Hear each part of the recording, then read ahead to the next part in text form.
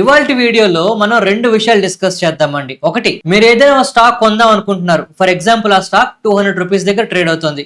ఇప్పుడు 200 కన్నా తక్కువ ఉంటే అంటే 180 దగ్గర కొంటే మంచిదా, లేదు అది 250 దాని ఫేర్ ప్రైస్ ఉంది 250 దగ్గరికి వెళ్ళినా పర్వాలేదు కొనడం మంచిదా, అసలు ఏ ప్రైస్ దగ్గర కొనాలి, ఒక స్టాక్ ని ఏ ప్రైస్ దగ్గర కొంటే మనకి తక్కువ వాల్యూషన్స్ లో కొన్నాము, ఇలాంటి విషయాలు మీకు చెప్తానండి. అండ్ ఇక సెకండ్ విషయం ఏంటి అంటే, మనకి కరోనాలో మంచి ఫాల్ వచ్చింది. ఇప్పుడు రీసెంట్ గా యుద్ధం కారణంగా అవ్వచ్చు లేదా ఇతర కారణాల వల్ల మార్కెట్ లో మళ్ళీ చాలా పెద్ద ఫాల్ చూసాం. ఇప్పుడు చాలా మంచి ఆపర్చునిటీని అందరూ చెప్తున్నారు, కానీ మంచి స్టాక్స్ ఏవి, ఎస్పెషల్లీ నేను ఏ స్టాక్స్ ని స్టడీ చేస్తున్నాను మీకు కొన్ని విషయాలు చెప్తానండి. ఈ రెండు విషయాలు మీరు చూసిన తర్వాత నేను చెప్పిన విషయాలు మీకు నచ్చినా లేదు మీకు ఉపయోగపడినా తప్పకుండా మన వీడియోకి లైక్ చేయండి, మన ఛానల్ కి సబ్స్క్రైబ్ చేయండి, సో దట్ ఇలాంటి అప్డేట్స్ మీకు ప్రతిరోజు మిస్ అవ్వకుండా వస్తాయి. అలాగే మీరు ఒకవేళ ఈ వీడియోని మొబైల్లో చూస్తూ ఉంటే కింద కామెంట్ సెక్షన్ స్వైప్ చేస్తే హైప్ అనే ఆప్షన్ వస్తుందండి. దీన్ని కనుక క్లిక్ చేస్తే నిజంగా మన ఛానల్ కి చాలా చాలా హెల్ప్ చేసిన వాళ్ళు అవుతారు. ఈ హెల్ప్ చేస్తారు నాశిస్తూ let's continue the video. So ఇప్పుడు మనం ఫస్ట్ మాట్లాడుతున్న స్టాక్ టారియన్ ఎంపీఎస్ అండి. అసలు పక్కన మీరు ప్లే అవుతున్న వీడియోని చూస్తే మీకు అర్థమవుతుంది ఈ కంపెనీ ఏంటి, కంపెనీ తలక ప్రొడక్ట్లు ఏంటి, వీళ్ళ తలక బిజినెస్ ఏంటి అని. సో ఫస్ట్ కంపెనీ గురించి డీటెయిల్ గా మాట్లాడే ముందు నేను మీకు కొన్ని విషయాలు చెప్తాను, జాగ్రత్తగా వినండి. ఇదే వీడియో ప్లే అవుతూ ఉండగా నేను కింద తీసుకెళ్తానండి. ఈ కంపెనీ తలక ఫస్ట్ కస్టమర్లు ఎవరో ఒకసారి చూద్దాం, చూస్తే మీకు క్లారిటీ వస్తుంది. సో ఇక్కడ కంపెనీ తలక వెబ్సైట్ లో కిందకి వెళ్తే వీళ్ళ తలక ప్రొడక్ట్స్ అన్ని మనకి కనిపిస్తున్నాయండి. మీరు కావాలంటే ఒకసారి ఆపి పాస్ చేసుకొని చూడండి. అండ్ మెయిన్ మనం చూడాల్సింది ఈ కంపెనీ ఎటువంటి ఇండస్ట్రీస్ లో కనిపిస్తుంది, ఓకేనా. మైనింగ్ అవ్వచ్చు, మినరల్ ఓర్స్ అవ్వచ్చు, లేదు అంటే శాండ్ కి సంబంధించి, ఇంకా వేస్ట్ రీసైక్లింగ్ సంబంధించి, వేస్ట్ వాటర్ రీసైక్లింగ్ సంబంధించి, ఇలా చాలా ఇండస్ట్రీస్ లో ఉందండి. అయితే ఇక్కడ మనం గమనించాల్సింది ఏంటంటే ఈ కంపెనీ తలక కస్టమర్లు ఇక్కడ 1 by 1 వెళ్తూ ఉంటారండి. ఆ పేర్లను ఒకసారి నేను వీడియో పాస్ చేసిన తర్వాత ఏదో వెబ్సైట్ లో మీరు చూడొచ్చు.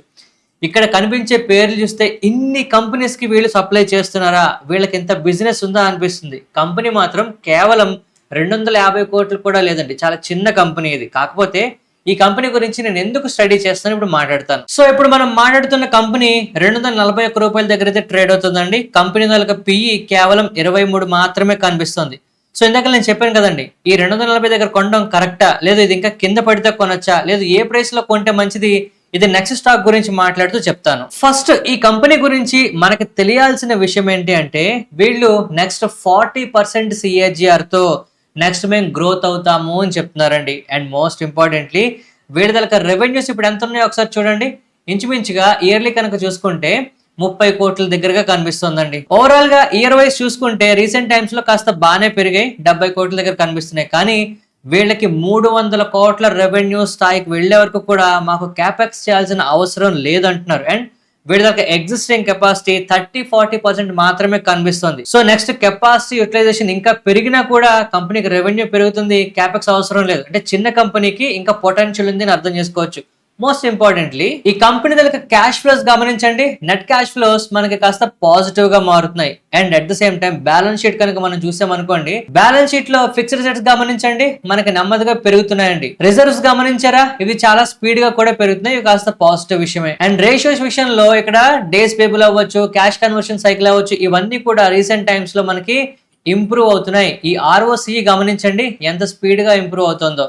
అయితే ఈ కంపెనీలో గ్రోత్ వస్తుంది అని చెప్పడానికి కారణం ఏంటో కొన్ని విషయాలు చెప్తాను, ఒక్కసారి వినండి. మార్చ్ 2025లో 73 కోట్లకే వీళ్ళు రెవెన్యూ ప్రకటించారండి. ఇప్పుడు FY26 లో 100 కోట్లు దాటి చేస్తామని చెప్తున్నారు. అండ్ ఇందాక చెప్పినట్టు FY27 కి 40% CAGR తో గ్రోత్ ఉంటుంది అని చెప్తున్నారు. ఇదే కనుక నిజమైతే క్యాపెక్స్ అవసరం లేదంటున్నారు, 300 కోట్లకి వెళ్లే వరకు ఫర్దర్ గా బిజినెస్ ఇంప్రూవ్ అవుతుంది అంటున్నారు. క్యాపెక్స్ లేదు అంటే వర్కింగ్ క్యాపిటల్ మనకి బాగున్నట్టే. మరి ఇంత చిన్న కంపెనీకి ఇంతకన్నా ఇంకేం కావాలండి. అయితే మార్కెట్ లో ఇప్పుడు వస్తున్న న్యూస్ ని ఎలా నమ్ముతాం మనం? మేనేజ్మెంట్ వాళ్ళు చాలా చెప్తారు, మరి వాళ్ళు చెప్పింది చేస్తున్నారా అంటే FY25 లో చెప్పింది చేశారండి, FY26 లో చేస్తామన్నారు. ఆల్మోస్ట్ లాస్ట్ 12 months లోనే 75 crores వరకు వాళ్ళు రీచ్ అయిపోయారు 100 కోట్లకి. అంటే మనం ఏం చేయాలండి, ఇది స్టోరీ కాదండి, మనం గమనించాల్సింది ఏంటి, ఒక మేనేజ్మెంట్ మా కంపెనీ ఇలా చేస్తుంది అని చెప్తున్నారు, అలా చేసి చూపిస్తున్నారు. దానికి తగ్గట్టు ప్రాఫిట్లు పెరిగాయి అనుకోండి, స్టాక్ ప్రైస్ కూడా ఫర్దర్ గా పెరగాల్సిందే. సో అందువల్ల ఏంటి, నెక్స్ట్ మనకి ఈ క్వార్టర్లీ రిజల్ట్స్ వచ్చినప్పుడు లేదు అంటే హాఫ్ ఇయర్ రిజల్ట్స్ ప్రకటించినప్పుడు ఈ కంపెనీ ఎలాగ పర్ఫామ్ చేస్తుంది, లాస్ట్ క్వార్టర్ కి ఆర్ లాస్ట్ హాఫ్ ఇయర్లకి రిజల్ట్స్ ఎలా పెరుగుతున్నాయి, వీళ్ళు చెప్పింది అచీవ్ చేస్తే చాలండి, మనకి దీంట్లో చాలా చాలా మంచి విషయాలు బయటపడతాయి ఫర్దర్ గా. అండ్ ఈ కంపెనీ మీద మీకు నమ్మకం కుదరాలంటే ఈ మైనింగ్ సంబంధించి వీళ్ళు ఎలాంటి ప్రాజెక్టులు చేస్తున్నారు, ఎలాంటి కంపెనీస్ కి వీళ్ళు ప్రాజెక్టులు అయితే చేస్తున్నారు, ప్రొడక్ట్లు ఇస్తున్నారు, ఇలాంటి ఒకసారి చూడండి, మీకు కొంత అవగాహన వస్తుంది. ఎందుకంటే నేను స్టడీ చేస్తున్నాను కనుక నాకు కొంత అవగాహన వచ్చింది. మీరు కూడా స్టడీ చేశారనుకోండి నేను చెప్పిన విషయాలతో, అప్పుడు మీకు కూడా దీని మీద నమ్మకం వస్తుందండి. ఎందుకంటే ఇది చాలా చిన్న కంపెనీ. ఇలాంటి కంపెనీస్ ఎస్పెషల్లీ మార్కెట్ లో అలాంటి పరిస్థితులు తట్టుకోవడం కష్టం. కానీ ఇప్పుడు మార్కెట్ లో పరిస్థితి ఏంటి? కరోనాలో వచ్చిన ఫాల్ కన్నా పెద్ద ఫాల్ లా కనిపిస్తుంది. చాలా స్టాక్స్ అమాంతం కింద పడిపోయి మంచి వాల్యుయేషన్స్ లో దొరుకుతున్నాయి. ఇలాంటప్పుడు మనం ఇన్వెస్ట్మెంట్ చేస్తేనే రేపొద్దున మార్కెట్లు పెరిగాక ప్రాఫిట్లు వస్తాయి. అంటే మార్కెట్లు పడుతున్నప్పుడే మనం ఇలాంటి మంచి స్టాక్స్ ని బాగా ఫండమెంటల్ గా స్ట్రాంగ్ గా ఉండి ఫ్యూచర్ గ్రోత్ ఉన్న స్టాక్స్ మనం స్టడీ చేయాలి. సో ఇప్పుడు మనం నెక్స్ట్ స్టాక్ గురించి మాట్లాడదామండి. ఇదే గ్రావిటా ఇండియా. అయితే ఈ స్టాక్ గురించి మాట్లాడే ముందు ఫస్ట్ ఈ స్టాక్ అయినా ఏ స్టాక్ అయినా మనం కొంటున్న ప్రైస్ కరెక్టా, ఎక్కడ కొనాలి, ఏ ప్రైస్ కింద కొనాలి, ఏ ప్రైస్ దాటితే మనకి ఇబ్బంది అవుతుంది, ఇలాంటి విషయాలు చెప్తా అనుకున్నాం కదా, దీని గురించి మాట్లాడుతూ చెప్తాను. సో ఈ కంపెనీకి సంబంధించి ఉన్న అతి పెద్ద విషయం ఏంటి అంటే మన ఇండియాలో ఇప్పుడు కేవలం లెడ్ రీసైక్లింగ్ అయితే చాలా తక్కువ జరుగుతుందండి. అది కూడా ఇలాంటి ఆర్గనైజ్డ్ ప్లేయర్స్ అయితే చాలా తక్కువ ఉన్నారు. కేవలం 35% మాత్రమే ఉందట. ఇది నెక్స్ట్ 2-3 ఏళ్లలో 90% వరకు గవర్నమెంట్ ఒక ఆర్గనైజ్డ్ ప్లేయర్స్ కి అయితే ఈ బిజినెస్ వచ్చేలాగా ప్లాన్లు చేస్తుందట. అంటే మనకు వచ్చే బ్యాటరీస్ అవ్వచ్చు, ఈ వేస్ట్ అవ్వచ్చు, ఇవన్నీ వీటికి సంబంధించి లెడ్ రీసైక్లింగ్ అంతా కూడా ఇలాంటి కంపెనీస్ కి బిజినెస్ పెరగబోతోంది. ఇప్పుడు existing capacity or existing market 35% ఉంటే అది 90% వరకు తీసుకెళ్తారట. అంటే ఆల్మోస్ట్ డబల్ అవ్వబోతుందా కాదు, త్రిబుల్ అవ్వబోతుందండి బిజినెస్. ఇలాంటి కంపెనీస్ అన్నిటికీ ఇది పాజిటివ్ విషయంగానే మనం తీసుకోవాలి. బట్ ఎస్పెషల్లీ గ్రావిటాకి ఇది చాలా పాజిటివ్ విషయం కింద మనం కన్సిడర్ చేయొచ్చు. ఎందుకంటే వీళ్ళు ఇప్పటికే మార్కెట్ లో కాస్త పేరున్న వాళ్ళు కనుక ఎగ్జిస్టింగ్ ప్లేయర్లకి చాలా మంచి ఇంపార్టెన్స్ అయితే ఫ్యూచర్ లో ఉంటుందండి. సో ఈ పాయింట్స్ వల్ల ఈ స్టాక్ అయితే నేను స్టడీ చేస్తున్నా. సో ఇప్పుడు గ్రావిటా ఇండియా 1558 రూపాయల దగ్గర అయితే మనకు ట్రేడ్ అవుతుందండి. మరి ఈ ప్రైస్ దగ్గర కొనడం కరెక్టా కాదా అంటే, ఏ కంపెనీ అయినా సరే జనరల్ గా ఒక థంబ్ ఆఫ్ రూల్ ఏంటి అంటే, ఆ కంపెనీ దానికి పిఈ ఓవరాల్ మీడియం పిఈ కన్నా తక్కువ ఉంటే మంచిదండి, లేదా ఎక్కువ ఉంటే ఓవర్ వాల్యుయేషన్స్ లో ఉంది అంటారు. ఇప్పుడు మీకు స్క్రీన్ మీద కొన్ని స్క్రీన్ షాట్లు పెడతానండి, ఒకసారి చూడండి. మీడియన్ పిఈ అంటే ఏంటి, ఆ మీడియన్ పిఈని ఎందుకు వాడతారు? జనరల్ గా మీడియన్ పిఈ కన్నా స్టాక్ పిఈ ఎక్కువ ఉందనుకోండి, ఓవర్ వాల్యుయేషన్స్ లో ఉన్నట్టు. మీడియన్ పిఈ కన్నా స్టాక్ పిఈ తక్కువ ఉంటే మనకి అండర్ వాల్యుయేషన్స్, అంటే మంచి వాల్యుయేషన్స్ లో దొరుకుతున్నట్టు. మరి మీడియన్ పిఈ ఎక్కడ దొరుకుతుంది? మీరు స్క్రీనర్ లో చార్ట్ ఓపెన్ చేసిన తర్వాత ఇక్కడ పిఈ రేషియో అని కనిపిస్తుందండి. ఓకేనా? పిఈ రేషియో ఓపెన్ చేస్తే ఇక్కడ మీకు ఒక లైన్ కనిపిస్తుంది, ఇక్కడ క్లియర్ గా మెన్షన్ చేసి ఉంటుందండి. 26 అనేది ఈ కంపెనీకి మీడియన్ పిఈ. సో ఎగ్జిస్టింగ్ ఈ కంపెనీ పిఈ ఎక్కడ ఉంది? 30 దగ్గర ఉంది. అంటే ఎగ్జిస్టింగ్ మీడియన్ పిఈ కన్నా కొంచెం దగ్గరలో ఉంది, అంటే పర్వాలేదు, యావరేజ్ గా కొంతవరకు దగ్గరలోనే ఉన్నది. అదే 20 మీడియన్ పిఈ 50 దగ్గర ఉంది అనుకోండి, కంపెనీ చాలా హైయర్ వాల్యుయేషన్స్ లో ఉన్నట్టు. అంటే మనం కంపెనీ దగ్గర పెట్టాల్సిన ప్రైస్ కన్నా ఎక్కువ ప్రైస్ పెడుతున్నట్టు. అదే 26 కన్నా తక్కువ ఉన్నది అనుకోండి, మనకి అండర్ వాల్యుయేషన్స్ లో, అంటే మంచి వాల్యుయేషన్స్ లో దొరుకుతున్నట్టు అనమాట. చూడండి, ఈ పాయింట్ మీకు నేను స్పీడ్ గా చెప్పాను అనిపిస్తే ఒక్కసారి రివైజ్ చేసుకొని చూడండి, ప్రాబ్లం ఏం కాదు. కంపెనీ తలక పిఈ మీడియన్ పిఈ కన్నా తక్కువ ఉంటే మంచిది. సో మీడియన్ పిఈ కన్నా మన పిఈ తక్కువ ఉందనుకోండి, తక్కువ వాల్యుయేషన్స్ లో మనం కొనుక్కుంటున్నట్టు. సో ఇప్పుడు మనం ప్రైస్ చూస్తూ మాట్లాడదామండి. ఎందుకంటే ఇది బై సెల్ రికమెండేషన్ కాదండి. ఇక్కడ చూపిస్తున్న చార్ట్ పిఈ తాలూకా కంపారిజన్ మనం ఎలా చూస్తున్నామని చెప్పడానికి. మీరు చూస్తే ప్రైస్ అమాంతం కింద పడిందండి, అవునా? అలాగే పిఈ రేషియో కూడా మనకు అమాంతం కింద పడింది. సో ఇంత పిఈ కింద పడినప్పటికీ కూడా ఇది ఇంకా మీడియన్ పిఈ కన్నా కాస్త మీదనే ట్రేడ్ అవుతుంది. ఎప్పుడైనా గుర్తుపెట్టుకోండి, మనకి పిఈ పడిపోతున్నప్పుడు ఈపీఎస్ కనుక పెరిగింది అనుకోండి, వెనకాల ఉన్న బార్ చార్ట్లు ఈపీఎస్ అండి, ఎర్నింగ్స్ పర్ షేర్ అంటాం. అంటే పిఈ పడిపోతున్నా ఈపీఎస్ పెరుగుతున్నా స్టాక్ ప్రైస్ పెరగకపోతే ఫర్దర్ గా అలాంటి వాటిల్లో ఏ మాత్రం మంచి రిజల్ట్స్ వచ్చినా స్టాక్ ప్రైస్ అమాంతం పైకి పెరగడానికి అవకాశం ఉంటుందండి. సింపుల్ గా ఒక్క పాయింట్ గుర్తుపెట్టుకోండి, మనకి పిఈ పడుతున్నప్పుడు ఎర్నింగ్స్ పర్ షేర్ పెరుగుతోంది అనుకుందాం. అలాంటి స్టాక్స్ ని మనం ఏరి కోరి పట్టుకోవాలి. ఏ స్టాక్స్ లో ఈ పిఈ తగ్గుతున్నప్పుడు ఈపీఎస్ పెరుగుతూ ఉంటుందో వాటిల్లో నెక్స్ట్ వచ్చే రిజల్ట్స్ ఏమాత్రం బాగున్నా పిఈ ఇంకా తగ్గుతుందంటే ఇంకా తక్కువ వాల్యుయేషన్స్ లో మనకు దొరుకుతున్నట్టు. ఒకవేళ మార్కెట్ లో సెంటిమెంట్ ఇప్పుడు బాగాలేదనుకో ఈ స్టాక్ కింద పడుతుందండి. అదే బాగుంది అనుకోండి, అక్కడి నుంచి పిఈ రీరేటింగ్ జరిగి స్టాక్ ప్రైస్ పెరగడం జరుగుతుంది. మీరు చూడండి, కావాలంటే గడిచిన కొన్ని సంవత్సరాలుగా ఈ స్టాక్ తాలూకా ఈపీఎస్ కంటిన్యూస్ గా పెరుగుతూనే ఉన్నదండి.